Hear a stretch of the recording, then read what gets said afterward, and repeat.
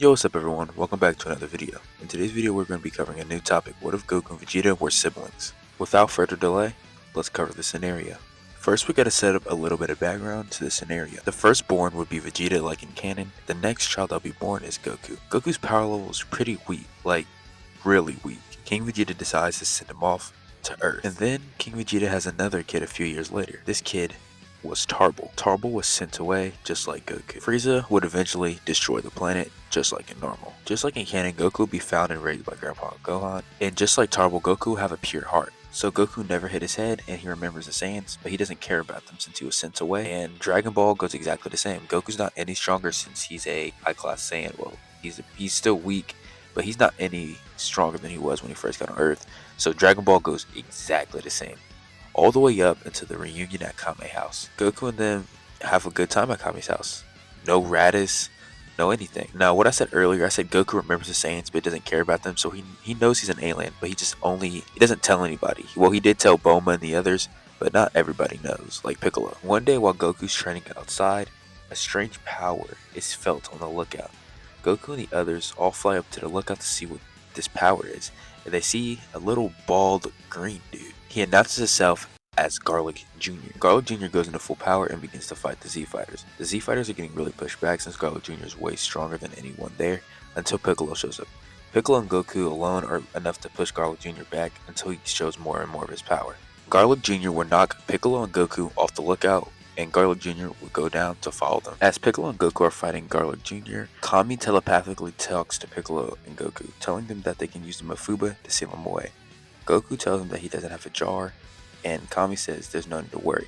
Krillin is on his way with the jar to seal him away. Krillin gets to the scene, throwing the jar at Goku. Goku grabs it and puts it on the ground. Piccolo begins to do the Mafuba, sealing away Garlic Jr. Now, I know what you guys are wondering, what's next? Vegeta never really cared for his brothers, especially Tarble. He really didn't care about where he was or where he's at.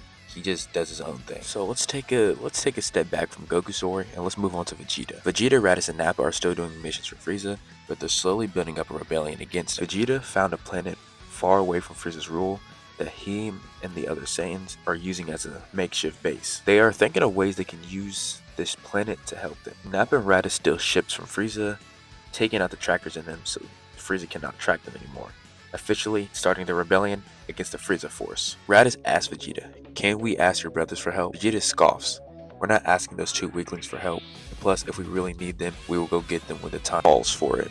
Back on Earth, Goku is training on Kami's lookout, and Kami tells Goku about a higher power he can train with. This higher power being King Kai. Goku smiles and goes to train with King Kai, Goku not needing to rush to get to Snake Way since there's no Saiyans coming. Goku trains with King Kai for over 6 months, mastering the Kaioken, Spear Bomb, and any other technique. Somewhere in the galaxy, we see a Saiyan running from a soldier. It's Tarble. Tarble is running away from a Frieza soldier that is chasing him down. Tarble eventually gets into a ship and flies away. Tarble, thinking about where he could possibly go, wonders where his brothers went. He remembers a while ago, he had an older brother named Goku that he never met. He was sent away to a planet called Earth. He sets coordinates and flies to that planet. One day, a ship crashes down into Earth, Tarble getting out and flying around. Using a scouter that he stole from a Frieza Force soldier, he looks for a strong power level. He flies to the highest power level he can sense, and he sees Piccolo there. Tarble asks Piccolo, "How are you on Earth? Aren't you a Namekian?" Piccolo notices that Tarble has a tail. "Are you related to Goku somehow?" Tarble says he doesn't know anybody named Goku,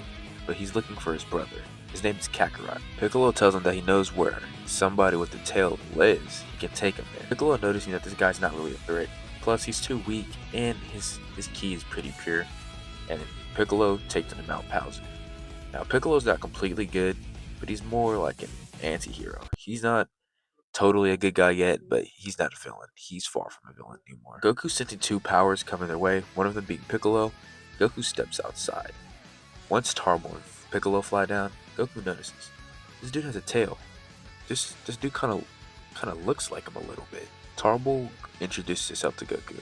He says, "Hello, my name is Tarble, and I'm your little brother." Back with Vegeta, they are planning an absolute war.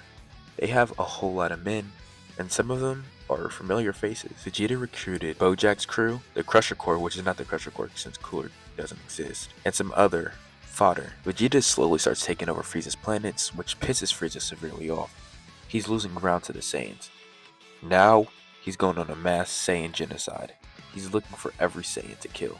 Just because of Vegeta's actions, Goku and the others are put at risk. Eventually, the Frieza soldier that was searching for Tarble finds Tarble on Earth. The Frieza soldier tells Frieza about how there's a Saiyan on this planet called Earth. Frieza smiles, wondering if this is where Vegeta's base is. He decides to send a full invasion to Earth.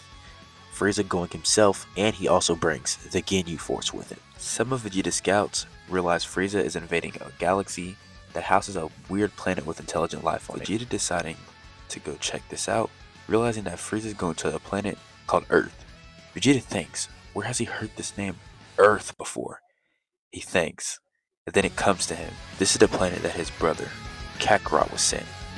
He thinks, Frieza's probably trying to kill all the Saiyans. Vegeta will not let this happen. Vegeta sends his army to Earth. Him, Nappa, and Raditz will go along as well.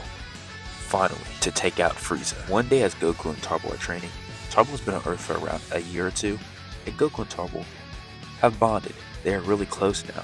They are actually acting like brothers. But one day, they see ships, thousands upon thousands, coming onto Earth. Tarble panics. This might be Frieza Kakarot. Goku smiles. So this is the Frieza guy you talk so much about. I don't sense any incredible powers, but all these powers together are insane. Until Tarble realizes there's even more ships behind Frieza's ships.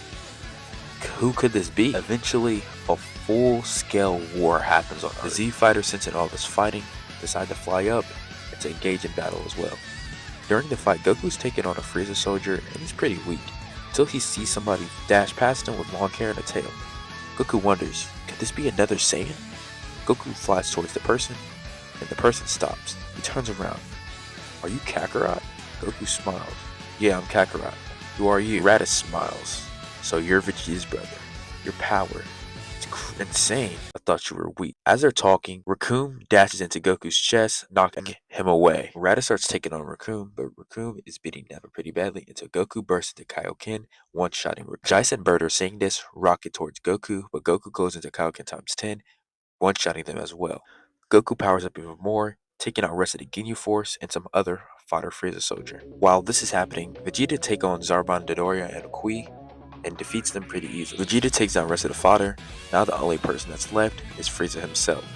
Bojack and his crew get into ships and leave Vegeta there stranded. Vegeta, realizing that those cowards left, he begins to shoot them down, but he notices Frieza has finally showed himself. The Saiyans and the Z fighters finally meet.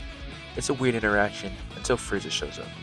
Frieza is tired of all this monkey business and instantly goes into his full power. Not his full power, well, his final form. Frieza shoots a death beam into Krillin's chest, killing him.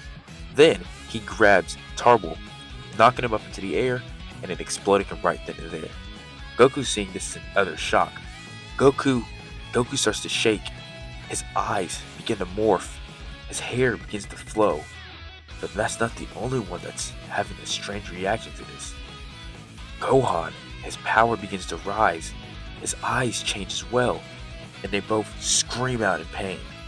Gohan and Goku turn into the first Super Saiyans. If y'all guys weren't ready to see another part to this What If, make sure to leave a like and subscribe, and I'll see y'all guys in the next one.